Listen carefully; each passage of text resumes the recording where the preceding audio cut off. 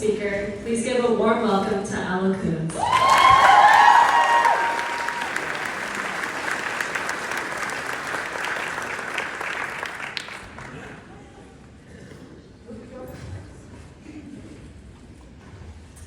Good morning to the class of 2024 and to all the family, friends, and staff that joined us.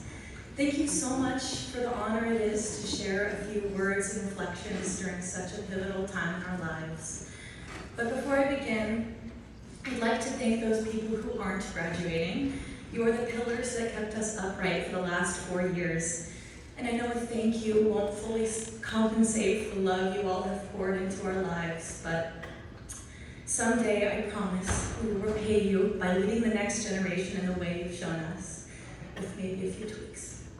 For those of you who don't know me, my name is Ella. I am a singer and performer. I'm a varsity volleyball captain, and I am a unified basketball player.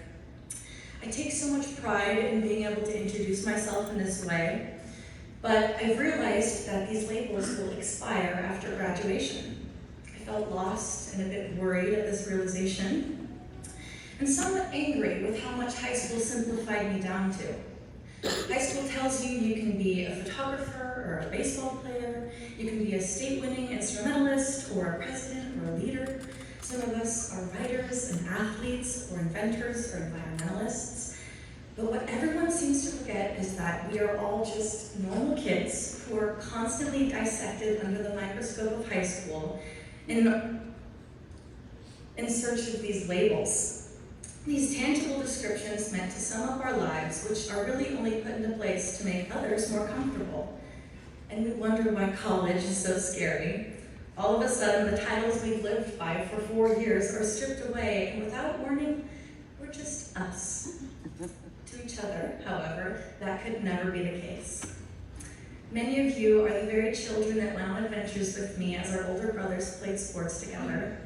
You are the friends in middle school that told me my braces didn't look so bad, and the table mates who traded answers for pieces of gum. You are the people I whispered secrets to backstage as future Broadway stars perform in the spotlight, and some of you are the teammates I've had since Little League and the Boys and Girls Club. I don't know who will be in the coming years, but I just want to make it clear that as the class of 2024, we are so much greater than just what high school labeled us as. However, it has been quite the journey realizing this. After an almost completely online freshman year, starting in person as a sophomore was my chance to catch up on all the missed opportunities. The time I had to achieve my goals was now condensed to 3 years, so I was eager to start this new stretch. Consequently, when I, alongside a couple of my friends, were asked to help out with freshman orientation, I jumped at the idea. Even though we weren't official sophomores yet, it was the first time I actually felt like a high schooler, and the first time I felt like I belonged to Kamiak. Therefore, I was willing to help in any way they needed. Turns out our job was to give the freshmen a tour of the school. The very school that I had stepped foot on about 5 times as a student.